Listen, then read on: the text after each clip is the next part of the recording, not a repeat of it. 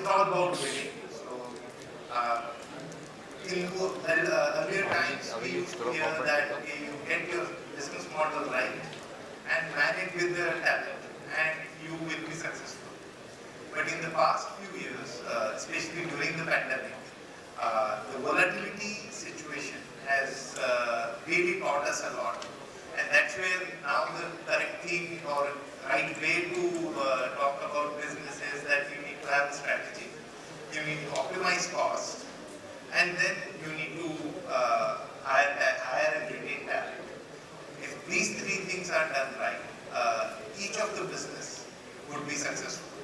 So, given this particular thing, I'm sure each one of us will take something for our respective organizations, and which will really add value to each of our organizations. Before going into the session, I request each of these speakers to briefly introduce themselves as well as talk about what do they do and what kind of which company they work for and what kind of products and services their companies offer, so that we all can really connect with what should I say, the companies which relates to our current roles and responsibilities and business. Yeah. So we start with Amit, who is. Thank you, Sachin. It feels very good to come here after a big gap of around 2.5 years. I lead the factory of Abbott. Abbott is in the business of pharmaceuticals, medical devices, nutrition and diagnostics. So there are a variety of products related to each. So I take care of the pharma side of the operations for Abbott. Bring around 21 years of experience across multiple sectors. Around 12 years in FMCG, and 5 years in specialty chemicals, paints, paint manufacturing, and a few years in high-tech manufacturing and consulting. So that's how we. Thanks a lot, sir. Awesome. Yeah, good.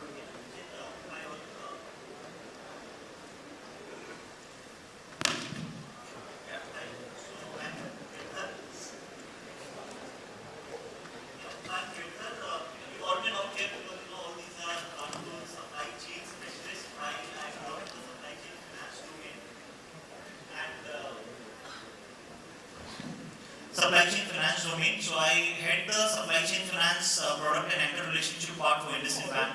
It's almost 7 years I'm working with IndusInd. Before that I've worked with other leading private banks like Axis Bank and ICICI Bank. And I would say while this might be most exciting times for the supply chain as a domain, we are seeing within the banking industry, this is most exciting time for something like supply chain finance. You all must be hearing about a lot of fintechs, government initiatives, and a lot of times you must be hearing about supply chain financing. So yeah, primarily present day work is to listen about new structures every day, the expectations of customers while we deal in our traditional products, which I would briefly touch later. So that's how it is. By qualification, I'm an MBA and would be happy to interact later with all of you. Hi, am I audible?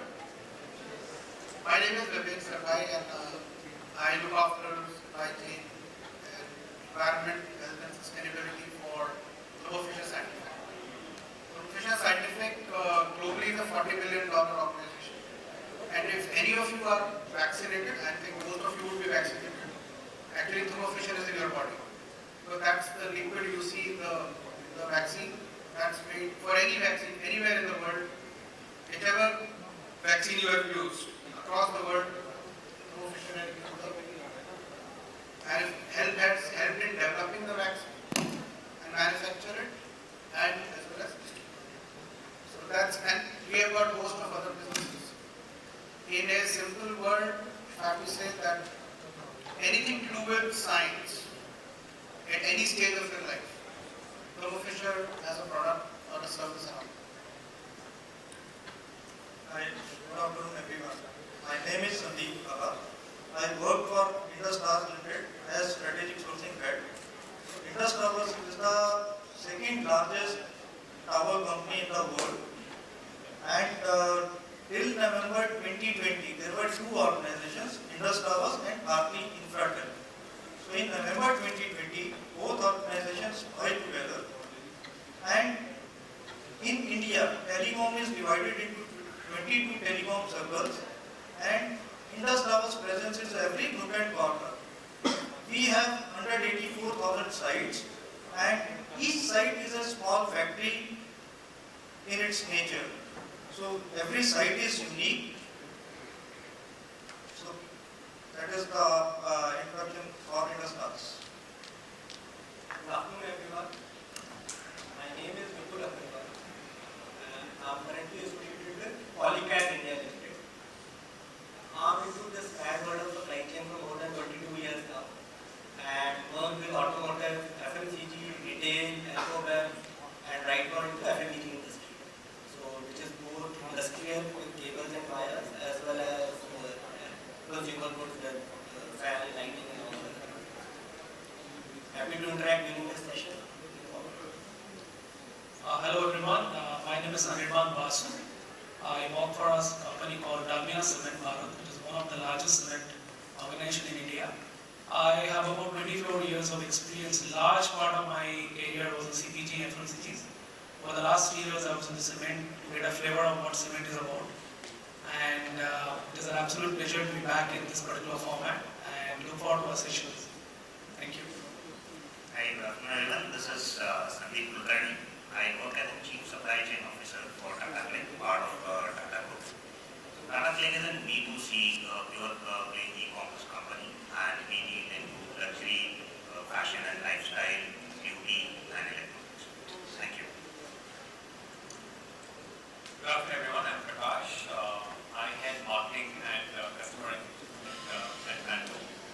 Mathur is one of the fastest growing enterprise SaaS startups in the supply chain and logistics space. We are a logistics cloud software platform, and we help companies like customers like Nestle, Marico, J&J, B&G, Bajaj, SRF Chemicals to sort of help digitalize their supply chain operations. And the way we do that is we help them to drive their entire logistics transformation process through end-to-end digitalization of supply chain. This is, let's say, from freight procurement to dispatch planning to supply chain execution to track and trace to monitoring to even freight order payment. And most of our customers have realized significant benefits in terms of reducing freight costs, improving their customer SLAs, or reducing carbon footprint. I should also say that I'm a student of supply chain. I'm still learning, and I'm really glad to be part of the leaders here.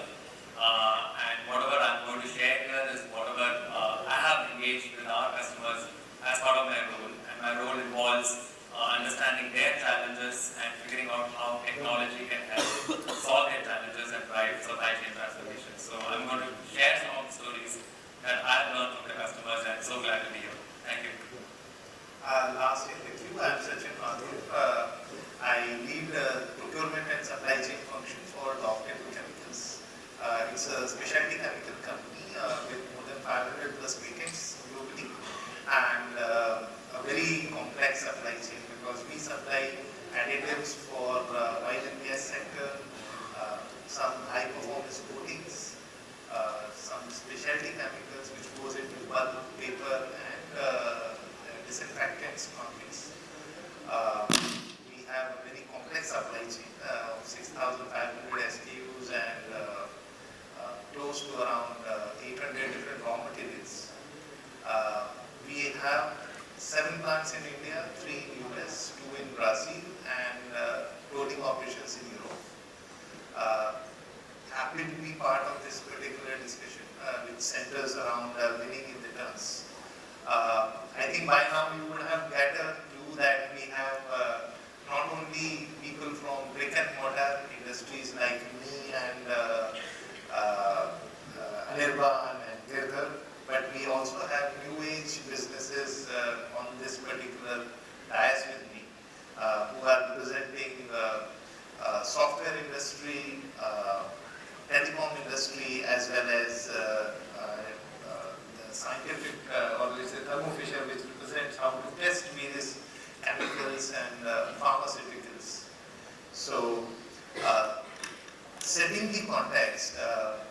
we are talking about being successful in our respective businesses, strategy plays a very important role because it's the plan to win.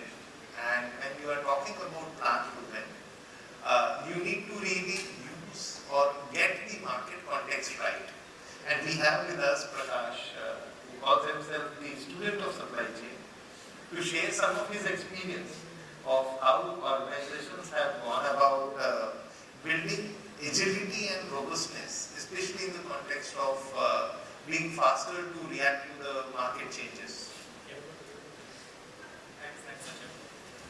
I think what we've learned from customers, and this is sort of reinforced itself in many ways, is supply chain is all about data.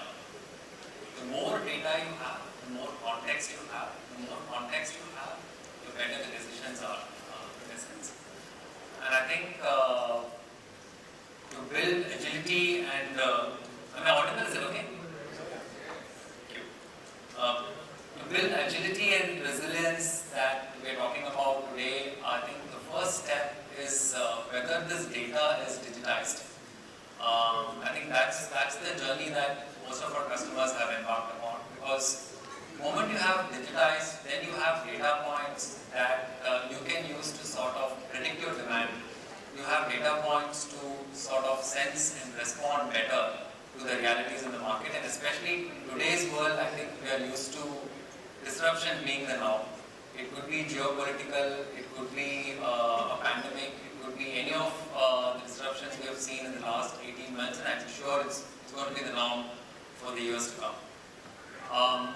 In this journey of getting the strategy right, I think there are broadly 3 steps that most of the organizations have taken to architect. I think traditionally, if you look at it, what we've understood from our customers is that most organizations wanted to start with digitalizing the network design piece.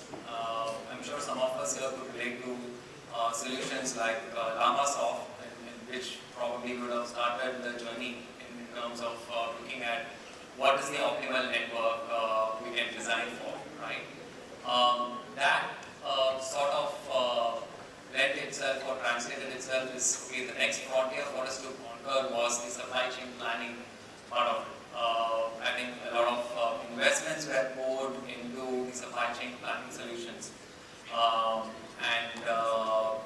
Today, if you look at it, especially I think after the last 2 years, the supply chain execution becomes a real differentiator in the market. And more and more customers have informed us and told us that today, if you look at supply assurance, this sort of translates into revenue assurance for the business. If you are not able to sort of guarantee supply assurance, then there is impact in terms of revenue growth. So from that perspective, I think somewhere supply chain execution and logistics have been an orphan child, and so most of the customers we have engaged with were probably the front runners to look at that, and there's an integral piece in kind of their overall strategy. And when you look at supply chain execution, what we also realize is it cannot be an enterprise first strategy. I know your enterprise is important, but it's also important to include your suppliers, your carriers, transporters, forwarders, customers. So which means you have to look at a network first strategy when you want to kind of look at getting supply chain execution as an integral part of your overall digital strategy. To do that, today the reality is, I think most of the organizations are stuck with either some of the legacy solutions, ERP solutions which are built predominantly, early 90s, early 2000s. And most of the solutions were architected even before advent of cloud or even mobile.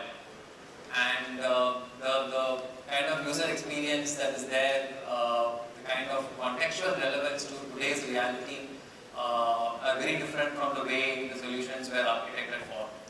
Or I think most of the organizations are trying to see, can we throw point solutions there to sort of fix it? I need visibility, so can I have track and trace solutions? to kind of have the visibility? Or can we have a solution for procurement? But as we dwell deeper, I think the real value is to look at a network first strategy, is to sort of have a unified platform across the enterprise, which means your logistics teams, your suppliers, your forwarders, your carriers, they are all operating in the same platform, which means there is a single source of truth across the network, which sort of lends itself to building agility and resilience, because the data that everyone is looking at is the same. And the entire network is sort of harmonized and aligned in terms of sensing and responding better. I think that I believe is the way organizations are moving today. There are front runners in that, early adopters in that, and I'm sure most of the organizations will take a network first strategy approach. Thank you. Awesome. Very interesting thought that, and we never realized that the ERPs we struggle with every day were designed before 2000. And probably that is the reason why many of the brick and mortar kind of companies, it's always in struggle to get that right data, which can capture the current issues or which can give comprehensive information and touch and feel of the situation. Very impressive. Let me ask Vivek, what are the learnings from pandemic you has shaped or reshaped the strategy of Thermofisher? So, I think we played a very big role along with the ecosystem in India, which was fighting the COVID pandemic. So, the first learning was that collaboration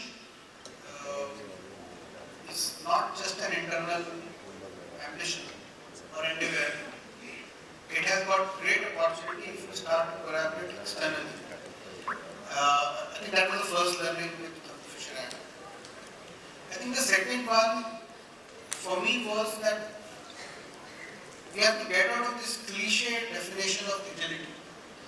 Agility has to be specified and defined for every organization by themselves, what it means. And I think we defined it for supply chain, we defined it as that it has to be an intelligent, interconnected, asset-light, communicative supply chain. And what I mean by intelligent was that we have to lay the foundation across the supply chain for automation, so that we start to use the data which we will generate and use the AI/ML portion of it, the scale of it, and start to a differentiated supply chain planning for logistics, for that matter, as he was also mentioning. So one of the things which we are trying to do is we have to think that how do I make the life of the person who is executing as easy as possible. It's not about the lives of the people who are working in the office. It's the lives of the people who are working on the shop floor, the truck drivers, the shop, the warehouse operators, the pickers. How do you make that their lives simple? So I think that's where I would call what we're trying to lay down is the automation, what I call automate the routine, and that will lay the foundation by next year for our AI/ML engines to start working on. I think that's one thing, what I meant by intelligent. Interconnected is all about that you create an ecosystem in such a way which is a combination of process system, the value system you inculcate in the organization, the behaviors from an HR perspective. That collaboration is no more an intention, it is the way of working. So that's what I meant by interconnected, and it has an element of an IT, it has an element of people, it has an element of process. So that is something which we are now trying to do, force people to collaborate. So that's the interconnected. Asset light is actually a more of a cost optimization plan that because the cost of IT has come down dramatically because of the cloud, the mobile phones, there's lots of startups. So how do you use without putting your own capex in supply chain, especially in the supply chain, the customer service part of it, and how do you use these organizations which are actually building that future. Why don't you rope them and be an asset light but extremely competitive in the market? So that's the meaning of asset light. And communicative comes from the view that I don't want to lose the fact that the human touch is supremely important for a company like us, which is more of a B2B. We are not a B2C company. We are not a Zomato where everything can happen on a mobile phone. So that human touch is equally important. Therefore, it's how do you communicate with fewer people? How do you maintain a human touch with your customer? That's the meaning of what I'm trying to carve out. The meaning of communicative. Now, if I do first double click down on this, it essentially means that we are looking at eliminating all the jobs which are making, and we will have only checking jobs. So if somebody is writing an email, if somebody will do an operating task, then you automate it. If somebody is creating a purchase order, as simple as purchase order, can it be automatically done? So there's a lot of B2B connections which we are trying to do, both with our customers as well as with our customers. Amazing thoughts. Let me ask the same question to Sandeep Gauba, that how pandemic has influenced strategy of Indus. Actually, Indus has lived up its headache at putting India first during this global pandemic of COVID. So I think we can substantiate by acknowledging the fact that you and me were basically enjoying the mobile services and internet services during pandemic when there were not many issues at the ground. And what strategy we did follow at that point of time, there were challenges like people movement was restricted. Of course, telecom comes under essential services. We got support for people movement from the authorities. But there were other challenges in terms of spare part logistics. There were challenges in terms of building new sites. There was a lot of pressure from customer. Like at that point of time, everybody I think understood the importance of telecom in a better manner. So every school student, every office going, everybody was operating from home, and there was a lot of pressure on network as well. So what we did at that point of time, we set up basically war rooms at every circle level so that our site should not go down, and if it's going down, how to mitigate that. There were challenges for spare parts. What we did basically at that point of time to cater the interim demand, so we set up localized repair centers which we don't do in usual manner, in normal manner. So now to basically face this pandemic, let's say if there is any such situation in future as well, we have revised our strategy in terms of spares because we are responsible to give uptime to our customers. Another point which we have focused, that we have focused on digitalization. So we have basically focused on digitalization in that term that my partner community, basically my supplier community and my customer, we have made a platform. Everybody can see at the same platform what is the progress of new sites which is going at any given point of time. So from the site acquisition, acquiring to the delivery to the customer, everything is on tool. So there is no point of email communication, there is no, you can say nobody has to ask what is the status, everything is available at a click of a button. So that we have done, and we focus on digitization. In fact, we were working prior to pandemic for our partners invoicing system. So this during this period, I would say we were least, our partners was least affected as far as payments are concerned. They were getting payments on time, but yes, because we initiated that process just prior to pandemic, but again there were some improvements which were required, and we basically accelerated those improvements, and with that I can say today we have around 1,200 odd partner base. None of the partner is submitting invoice on paper. Payment is flawlessly, and Indus is known in telecom sector that shipments are well in time. So these are the few initiatives which were taken and to cater that demand. So let me ask Anirban about how is their strategy for enhancing agility in the organization? Yeah, so thank you, Sachin, for setting the context. I think this is a difficult time, and in this pandemic time, we all have experienced all challenges in our own organizations, and some of the companies have taken some of the strategies. And if you really look at it, let me talk about the challenges what we have in our organizations. Let me set the context. Especially in the cement space, certainly there was a pent-up demand or uncorrected demand. It's something also led to supply chain challenges. We've also seen challenges around raw material price went up by 2x, 3x during this time.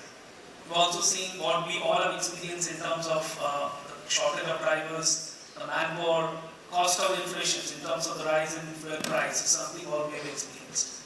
So the way we have looked at in our organization over the last 2.5 years, we made a certain framework, and let me talk about the framework first, and then I will talk about a couple of strategies what we have done in our organization with some examples to understand this better. The framework is in terms of we followed a 5R principles. Well, what are those? The first is about rediscover your market, the customer. Okay, so we looked at which all market we want to go given the profitability and stress. So that's something also we started looking at in our business. We also started looking at reimagining our supply chain. So it's not about only, if you look at it, cement, 20-25% of our business goes through a multimodal, which is a railway transportation, and 75% is on road. So we kind of look at how we really maximize in terms of rail and multimodal share in the last 2.5 years. Third, in terms of reorient your business model, how you qualify this. So we've also gone ahead, looked at some of our customer assets. So, can we use of those assets, fleets in our business, in our model, right? So that's something also we have done. We also looked at in terms of, a lot of people have spoken about digitalizations, automations. We looked at what kind of data analytics can also be used for our business. So in the cement space, there are a lot of nuances in terms of the trucks getting diverted from X to Y, Y to Z. So how do you make sure that your supply chain are efficient and resilient in terms of those? And the last but not the least, in terms of your reset, the course correction. We used to run our supply chain ability monthly and quarterly. In this COVID times, we made this into a weekly supply chain optimizer planning process. So that's something we have done in our business using this framework in the last 2.5 years. A couple of strategies what we have done in our business, because as cement, all of you would be aware of the very high logistics cost. It is one of the highest logistics costs across any industry, and I've not worked on such high cost industries. Okay, it's 20% plus logistics cost. So how do you make your supply chain resilient? What are the operational resiliency that you can bring into your business? So my colleague was talking about network design. So during this pandemic time, we also ran our optimizer, the network optimizer every 3 months. We kind of looking at the demand changes, we change our network planning. Okay, that's something which was done. We also looked at the entire mode mix strategy. Before pandemic, we used to operate around 20-24% about the multimodal railway share coefficient. We changed it to 27-28%, and we partner with the railways, the government, make sure that we get those rates available for our business, right? The third important, what I was talking about, and the second important point was more of the technology, the automations. We all have done a lot of work in terms of track and trace. Some of my colleagues was talking about, but it's not about only track and trace, but making sure of those data points. How do you make use of those data for your efficient supply chain? So there are trucks, fleets, which are going from X to Y, and then it is unless you spend money on those logistics costs. So it has also helped us in terms of bringing our cost down almost 5 to 7%. The third important point, I'm sure all of us in this panel, in this room, have experienced in those times, in terms of looking at your capital and operational costs almost on every day. So we used to have given a target in terms of the working capital that you have to manage for your logistics spend, and you should track using our digital spend management tool. And we used to also collaborate with our partners that this is the payment terms. Difficult times, we will not be able to pay you in 7 to 10 days, probably we can work together to make it up 20 days. So those things also have been done during this particular time. The fourth element, if I really talk about in terms of the whole the workforce, in terms of the future ready point of view, how we have also worked in all of us in the remote, over the last 1.5 years. But we've also seen that how you make if you give your scale in our business, we operate almost 30 lakh square feet operations across 140 warehouse, 150 warehouse management. So it's difficult for us to go each and every location. So we kind of developed solutions which really gives you a online audit process to make sure your compliance and controls being done. So those things also have been done. The last point, which was, I'm sure, I think this is the recent badge, is about the sustainability.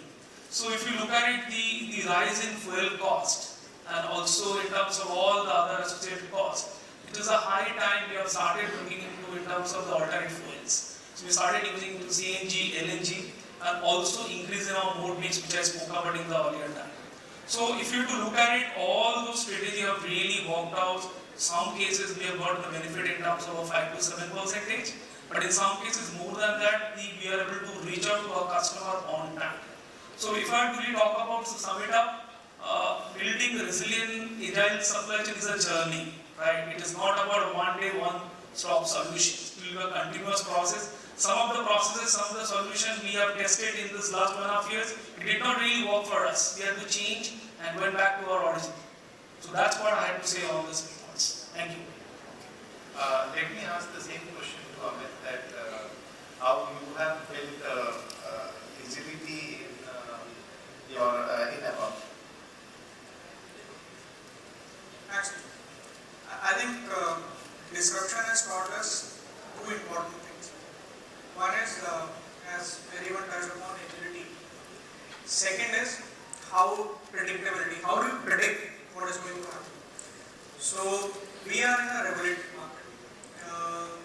One good thing about us is that there is a team of regulatory team which clearly highlights early warning signals. What is going to happen? I think that is something on the regulation front. And what changes are going to happen. So I think they are able to predict it before, and we are able to then remodel our supply chain or operations. In the area of agility, I think what usually happens, we are all in operations. So when you are inside the game, you don't see the game from balcony. At times it is important that there are some people in the organization or in your organization who are actually sitting in the balcony, seeing the game, and then constantly giving you the coaching that this is where you are going wrong, this is what you need to do. So there has to be a think tank, and we are calling this think tank as the project management team or the PM. So they are able to identify and they actually think through that what needs to be done, so that the players in the game, they don't have to do too much of thinking. Thinking is done. There is always a feedback loop where you exchange notes, but finally that help happens. So one is early warning signal. Second is looking at the game from outside and figuring out what needs to be done. Third is how do we there is a lot of focus which is happening in the front end supply chain. A lot of work is happening in the front end supply chain. But most of the times, front end supply chain gets a beating, as our friends were saying, in the boardroom because the back end is not reliable or back end is not flexible. So we are moving from the concept of large batch sizes to more market friendly lines, which means is manufacturing flexible enough to meet the demand, changing demand or beat the disruption. And in some cases you have to carry higher inventories, in some cases you need to keep very less inventory because of the shelf life. So remodeling the back-end operations, purely thinking from market perspective, I think that is the fourth area which is trying to build agility. And I think another key aspect is organizations or operations are run by people. So people skills or capability building also is a very, very important factor if we want to be agile. So agility is not only in processes but also in the way we build people capability, both will and skill. When I say will, it is the willingness to challenge the status quo, it is the willingness to be vulnerable, it is the willingness to say that I don't know what I don't know but I need to get help from others. That's the willingness. And the skill part is very specific skills, focused, specialized on core problems. For example, if changeover is a problem, when we are going with smaller inventory, right, and you still need efficiency. So what we can learn from other industries, say automotives, they have done a fantastic work in last so many years, last 100, 200 odd years, automotives have just evolved. So we are also trying to go out and see what is happening in the outside world, what we can learn from other industries and probably replicate, customize for ourselves. So this is what we have been trying to do on agility. So Vipul, let me ask you the same question, that how did Polycab build the agility in the last 2 years? I think one of the biggest challenge, most of us agree, around the supply chain management is around risk management and disruption management. So, and that's one of the biggest risks we face all the time, what kind of disruptions that are going to be there and how do we manage them differently.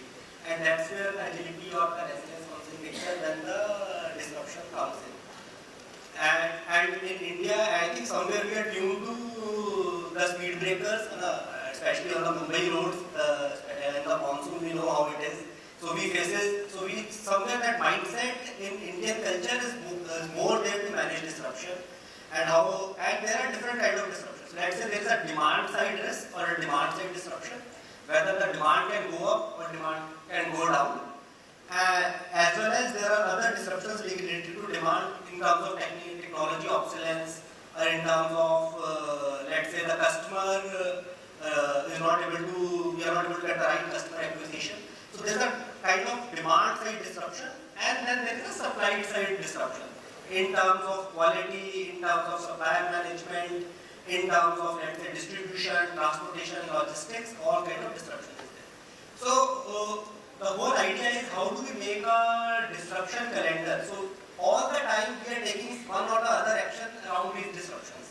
So even though COVID has come now, if you ask me, it's not that we are not used to disruption before COVID, right?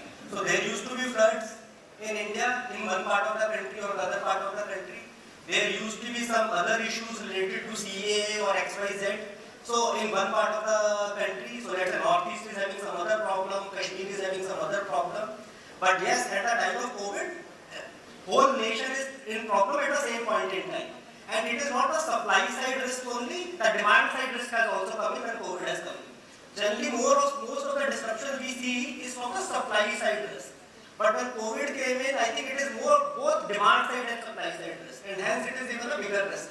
Because if the demand itself is not there, what will the whole supply chain do? Right? Demand needs to be there to serve that piece. So, in a way, what I'm trying to say, we have to put a calendar. So what we did, I think prior to Polycab also, even at Havels, when I was with Havels, what should be the disruption calendar look like? So let's say there is a Ganesh Chaturthi now. So there will be some disruption because of Ganesh Chaturthi also in the business. It can be upsides, it can be downsides. So at all the years it will come. At same point in time, it says a Ganesh Chaturthi can have a problem again. So how do we learn from these events? So some are foreseen, some are unforeseen, some are not, let's say some are unforeseen. So how do we bring that calendar, put those learnings in a documented way? Okay, these are the things which I can manage, these are the things which I have to do at that point in time when the disruption will hit me. But I am mentally ready, so I have an agile mindset that disruption is going to come. It is how I respond to that disruption at that point in time when it comes to us. So I can plan for, let's say, 70-80% of the things, but 20-25, it has to be that teamwork which has to happen at that point in time when the disruption hit you. So, and some of the strategic way to handle this is, let's say, earlier we used to have monthly planning cycles, Anirban also talked about it. How do we bring that from a monthly planning cycles to a let's say weekly planning cycles or even bi-weekly planning cycles. I remember in our PepsiCo days, we used to have a bi-weekly production plan to the plants. So plant don't have the visibility beyond 3 days which SKU to produce. Rest all is more of a RMPM planning. Everything is not beyond 3 days. So you can respond to the market very fast if your plan is only frozen for 3 days. So it is more about flexibility what we talked about. So if your production procurement, so let's say any backend is linked with production and procurement. If that is totally aligned, then the front end will be taken care of more or less. Along with it, now today I will say IT is very important because most of this data visibility and whatever you think about, I have attended many meetings, all the functions end of the day sir IT को automation करके देना है तभी ये काम होगा. If I attended last 2 years meeting in any, let's say Abbott as well as Polycab, most of the business leaders, either sales, production, everything, सबका solution वो end में आता है कि सर ये IT को solution develop करके देना है. So if you ask me, IT plays a very very important role. We all believe now, but I think that when the solutioning comes, functional teams has to work along with them. If you just leave it on IT, they are not the functional experts. So how do you work along with the IT to get to the right solution becomes very important. And then from there only the agility will come. How good is your solution? Let's say if today most of us use Google Maps and we believe in Google Maps, right? That 99% Google Maps will show me the right time, right path. And it will give me alternate path also if there is a roadblock. Similarly, what kind of solutions we are building in our organization, can we believe in that solution to that level?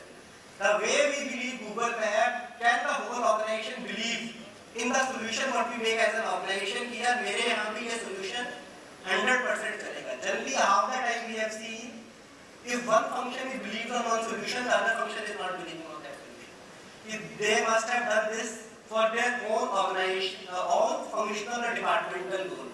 So how do we come out of this individual goal or functional goal and more about the organization goal? Once we are into the organization goal, there will be gains to some, or let's say someone might be losing in terms of when they see about functionality. But as long as the whole organization is gaining out of it, the agility will also come in and you are able to manage the disruption much better. So I'll stop it here. Awesome. I think a lot of inputs have come from all of you on how do you really strategize for future, which primarily talks about that disruptions are bound to come. You need to have your risk management strategy proper. You need to look at how do you interconnect everyone and how do you make intelligent systems which promote flexible manufacturing system and every time you don't have to look at asset heavy kind of solution, rather there are ways to do it in an asset light manner. Now probably we will be running short of the time soon. So may I request all of you to be little quick in your answer and max 30 seconds to 60 seconds. Let's try rapid fire round now. So while we strategize a lot, when the rubber meets the road, that's when the disagreements in the company happens.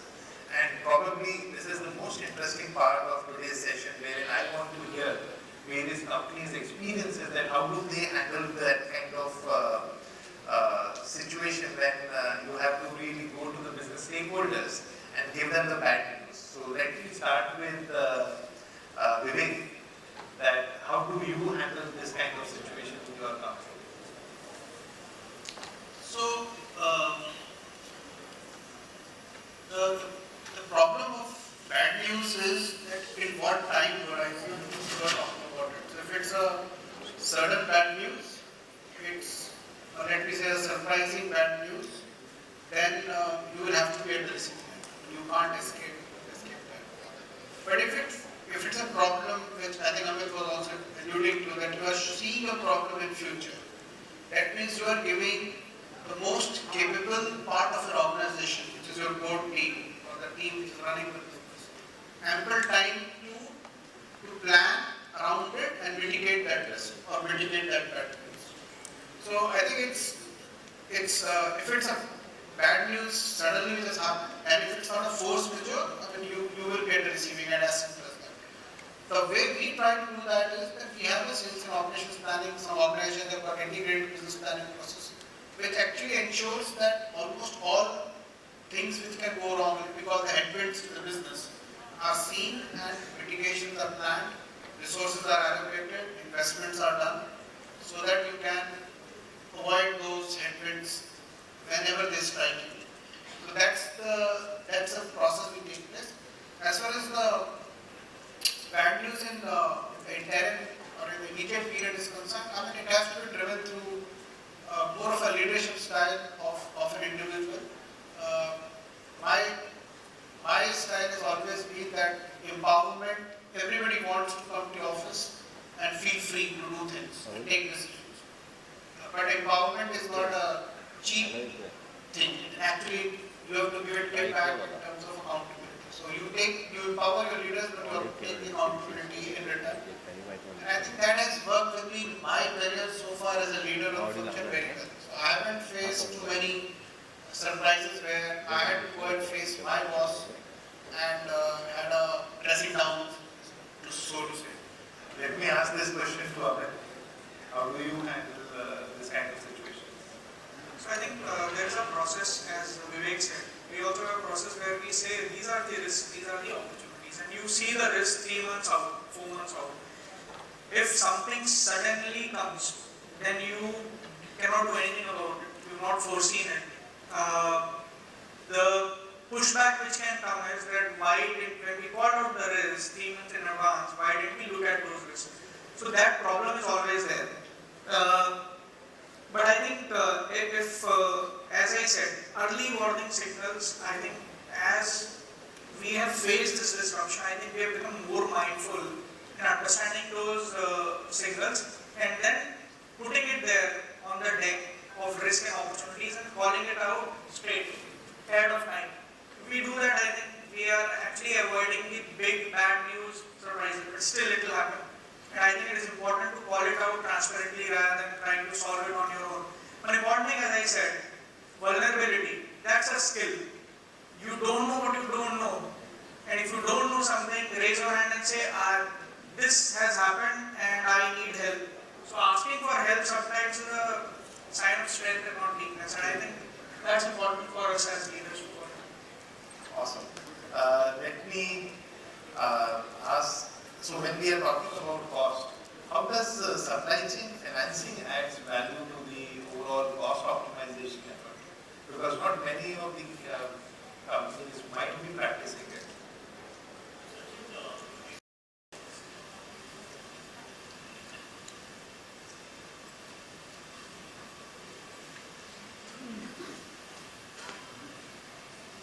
So, when you look towards supply chain finance, it's basically, a set of structured solutions whose primary aim is to increase business efficiency and bring down costs for both the buyer and the seller who are involved in the transaction. And each and every corporate sitting over here and so do their supply chain partners would be either a buyer or a seller depending upon which side of transaction, they are. And supply chain finance today in India, obviously it has advanced a lot as globally. Offers solutions for both your payable side as well as your receivable side. How to better manage them. When a corporate uses a vendor financing program or a purchase side solution of a supply chain finance, he basically increases his days payable. Without maybe bearing extra costs. Also, it depends upon how he negotiates with his suppliers. We heard somebody speak about negotiate and renegotiate. So here the vendor finance programs come into picture. At the same time, when a corporate wants to manage his receivables well, or not only manage his receivables well, but be ahead in terms of sales, he can use a receivable side solution, wherein we have dealer finance solutions, or we have, buying of receivable solution, assignment and all we call it. I won't use the technical terms more. Over there, a corporate can actually reduce his days sales, DSO what we call, So in both the way, we heard a lot of speakers talk about, digitization. We heard a lot of speakers talk about negotiation, renegotiation, central policies, whether reliability is a very important part in, a supply chain thing. So a lot of times we come across a situation wherein maybe you think that, okay, this is a good supplier, he has the right product, but you don't have a confidence whether you can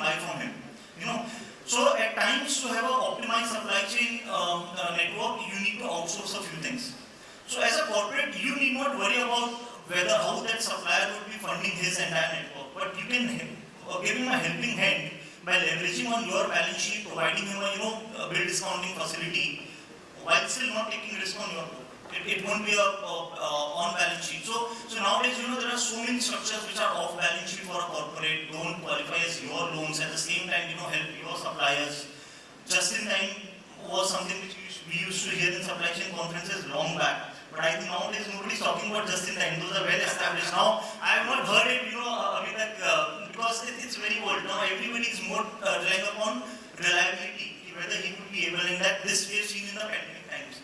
And one more thing, a very important point was that if demand won't be there, supply ka kya karoge, So these supply chain solutions also help you optimize your demand side of it.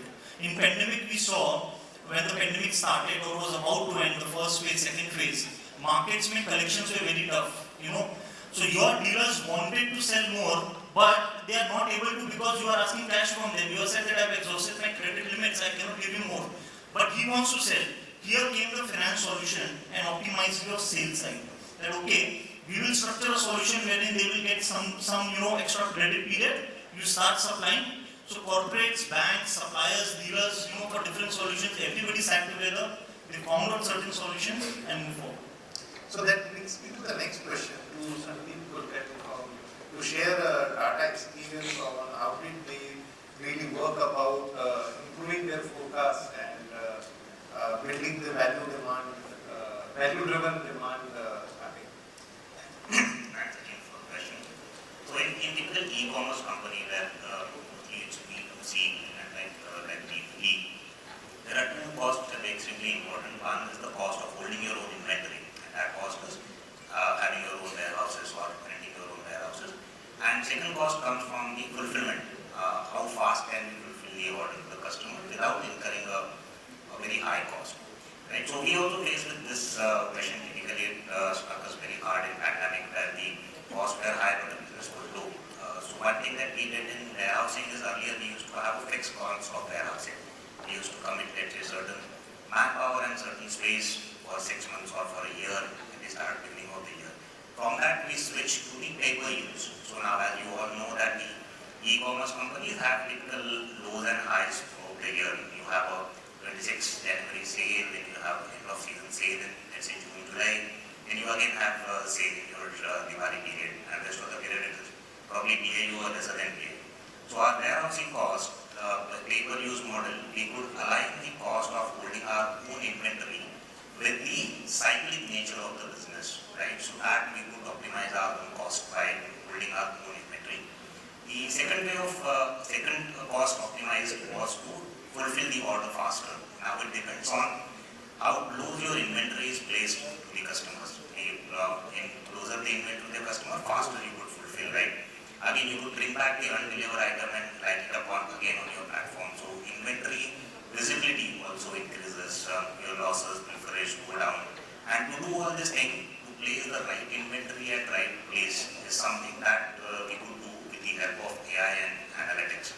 Right? Just a hypothetical example, when the iPhone releases, most of the red color iPhone gets sold in North region and blue color iPhone gets sold into the South region, right? So you need to know which iPhone needs to be kept where to reduce the out of stock situation and again fulfill cross function, right? So analytics, AI and the understanding of the cyclic nature of the business, these are the few ways where you will optimize the cost of your business as per the requirement of the organization and also to build identities. Thanks. Awesome.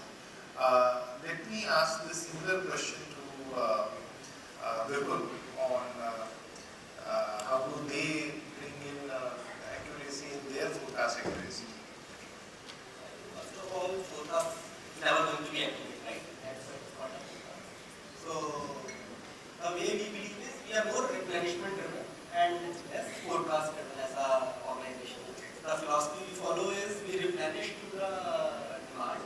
So if a location is selling, we will replenish it and the whole network has been designed to replenish the demand. So we try to mirror the sales and try to replenish as much as as the sales is, and we try to keep our locations closer to the demand zone so that you can replenish faster with a lesser lead time. So even though it might lead to, let's say, a small fraction of higher supply chain cost, but in terms of our availability in time, in terms of our service, definitely it gives us a competitive advantage over the marketplace. So that is one. I think a lot of it is also related to softer aspect of it in terms of the trust. So the trust between the front-end supply chain and the back-end supply chain need to be there. If the sales guy believes, yes, this guy is, whatever he says, whatever he promises, he delivers to it, he is not going to overplan. Let's say if he wants to sell 50, he might ask for 60, not ask for 100. But if he doesn't have a trust that this is going to come, more or less all the time there will be a bullwhip effect in terms of higher sales plan, and then there's a lot of imbalance between demand and supply. So another important piece is how do you see the problem from the same lens? So let's say how a problem is seen by the sales guy, whether the supply chain guy is also seeing the problem from the same lens or not. Generally we see the problem from our own lenses, and we are never able to first of all come to a same level of understanding on the problem as an organization. If you are able to come to the same level of understanding on the problem, most likely you will get to the solution fast. So sales will say something, production guy will say something, purchase guy will say something, supply chain guy is saying something. So if you are able to see the problem from the same lens, most likely I think the solution will be there. People will talk solutions, otherwise people will keep on talking problems. So how do we go to a language where we are talking more from the solution-oriented approach versus the problem-oriented approach? Other than, let's say, we follow replenishment-driven, same time there can be other approaches in terms of how to become a demand-driven supply chain. So the trigger is more from the sales side of it rather than from the back-end side. That's what I think. So let me ask Prakash to share some of the best practice they have observed in on innovation dimension. Most of the customers have displayed a very consistent framework on innovating innovation. I think the first thing is first define the objective. What is that you're trying to solve? Is it your want to fulfill better, right? So which means can I speed up delivery? I want to solve local sourcing, or I want to reduce the cost to serve, right? Second is identify a North Star metric in that. Define that North Star metric. Third, you have data which is kind of a quantifiable metric. Can you measure it? I think this is the first 3-4 things that they do, and then the next step is to form a core team, typically a very small agile team. Let's say just 2 to 4 team, and this team focuses only on solving this problem. And they are empowered to make decisions. They are being given additional capabilities to do that. And most often you will see that not all the ideas or solutions are coming from the enterprise. Sometimes it can also be outside. For example, we work with customers, let's say we work with Nestle, J&J, Godrej, Marico, 4 consumer product enterprises, and we got them together and say, you know what, you are using Pando as a platform, and we can help multi-enterprise collaboration. We can help you with capacity sharing because we know, typically where you are using the route on a daily basis, and we can help you to do that. So that's an innovation that can come from outside it. Or you have companies like Project 44, which not just gives visibility of the shipment, but also says availability of ports and where the ships can go over there. I think when we go through this process, most of the forward-looking organizations also establish ROI blueprint for technology investment. And they do it upfront in terms of conversations with us and say, let's go through this process. This is the baseline that we have today. This is the end state that we really want to achieve. Can you simulate and tell us what's the value realization look like? And is there a way I can show the ROI from that? Making that business case, and that becomes sort of the blueprint for the innovation incubation for most of our customers. And also having a monitor dashboard. It doesn't stop there. You embark on a project, you're consistently measuring whether it is delivering the outcomes that you have promised to the leadership team. Amazing. So I think all of us must have got a lot of ideas of optimizing cost and improving our processes. However, one of the fundamental foundation of it is managing people, especially having talent to really make it happen. We can have best of the plans, we can have best of the cause, but if the mindset and people are not there, then it becomes a challenge to really win in these current times. So let me ask a question, Amit, what are the new skills which you look into the people when you are recruiting talent? I think two skills. On the soft skill, hunger to learn more and hunger to win. I think that's one. And the second skill which we are now more and more looking forward is appreciation of technology, understanding of technology, or expertise in technology, digitization, automation in all areas. So those are the two real skills. Awesome. And Sandeep, how do you retain talent when in today's time when there is a high amount of inflation and your business being a new age business where you have a lot of highly ambitious people on the board? Very ambitious and very young people. So average age of my organization is around 26, 27, like barring me of course. But so when people are young, there are two things that we have realized is one is the autonomy that everybody looks at, and second is the engagement. So when I say autonomy in terms of we have a policy of unlimited leave, right? Not just non-smoking leave or anything, but just an unlimited leave policy. So that is the autonomy that people provide to people. We have work from anywhere policy. Most of the companies have started bringing people back. Yes, we have a hybrid work from anywhere policy. And of course the MS team use and hybrid meetings. Then we have another policy where if a person or employee thinks that he or she is ready for promotion, he and she can write her own document and put up for a promotion. So we have a panel and a laid out process where it passes through. Whether your manager recommends you or not, you will obviously get promoted because you have put in so much of efforts in the company. So that is when I talk about the autonomy. And when I talk about the engagement, of course, we have a very strong culture of regular one-on-ones where the manager can engage with their team regularly, periodically, weekly or bi-weekly about formal, informal one-on-one. We invest lots of time in, we call it the T2V, talent value mapping. So this ensures that the right kind of talent is sitting at the right place and there is no role misfit or there is no talent misfit. Right? So these are the couple of things that we do, and of course mentoring and coaching for the select group of people, maybe external coach. So these are the couple of things that we do for the autonomy and engagement to ensure that the Gen Z remains engaged in talent. Amazing. Let me ask Prakash, how does technology helps in attracting and retaining talent? Because we have always felt that human talent is only about managing people, but using technology to really enhance your retention, how the companies are working on it?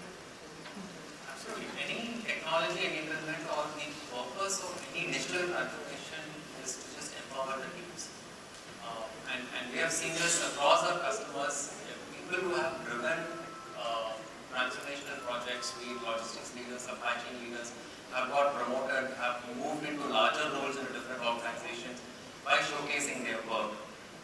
Fundamentally, it helps them even at, let's say, a warehouse manager or logistics manager, if there is a drudgery of going through manual operations, and we all know the scale of burnout that is there these days. If technology can simplify the repetitive jobs that is there through automation, that's going to help them take time off from the transactional work and focus on strategic priorities like improving customer experience.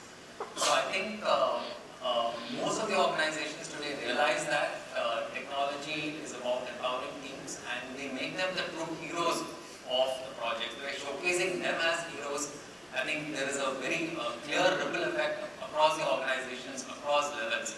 So I firmly believe that technology is a significant lever in not just attracting, retaining, nurturing talent across the organization. Anirban, your views on this? How do you make use of technology for retaining talent?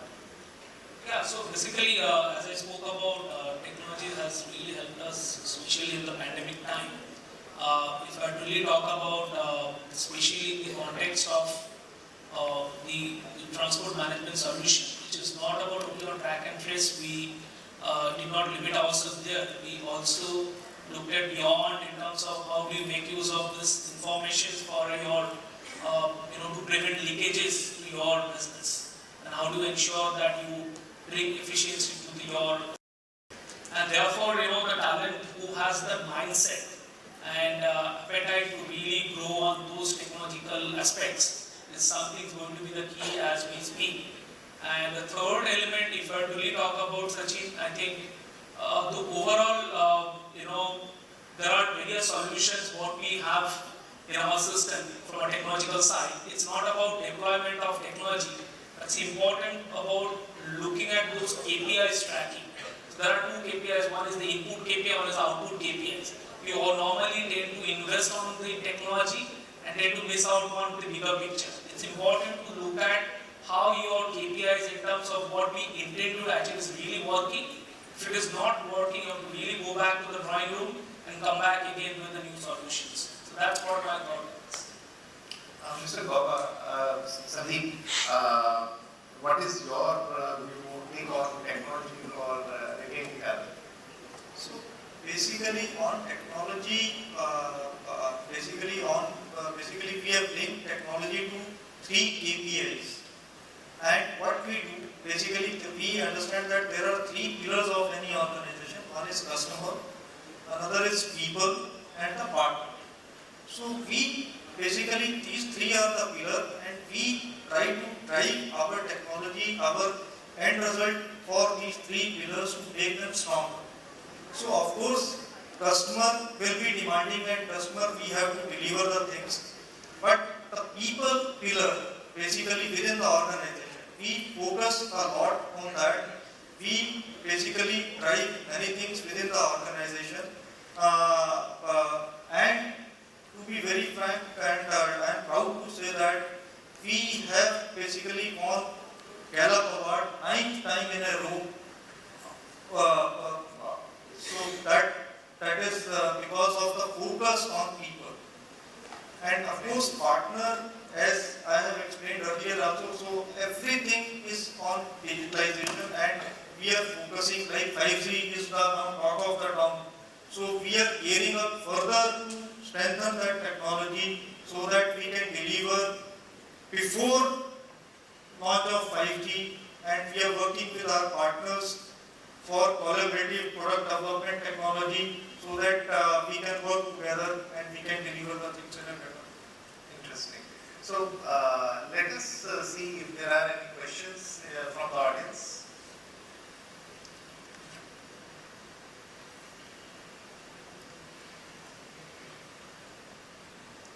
Everybody is silent.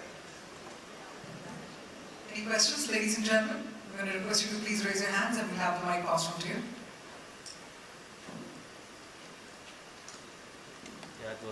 Great. I think we all have been very convincing. I would like to believe that. So, with this, we close this panel.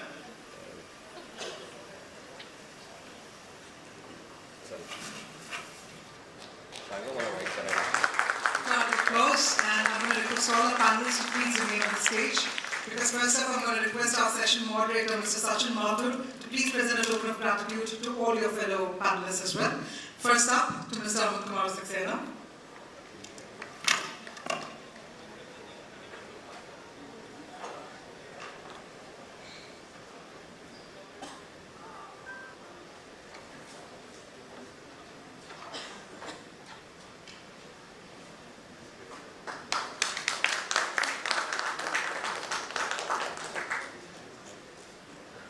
To Mr. Girdhar Bagri.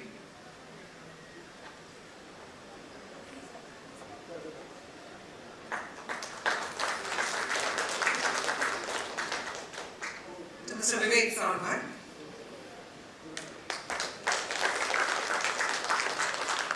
To Mr. Sandeep Gauba.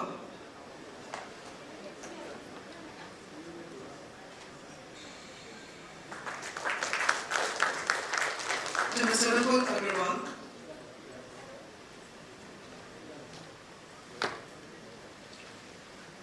To Mr. Vipul Aggarwal.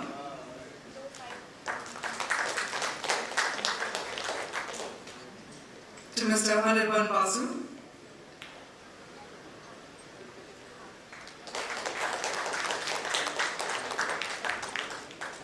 To Mr. Sandeep Kulkarni.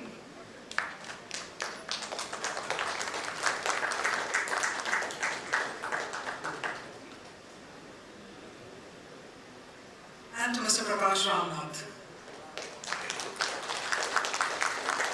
And I'd like to present a token of gratitude to our fantastic session moderator, Mr. Sachin. Can we also have a louder round of applause?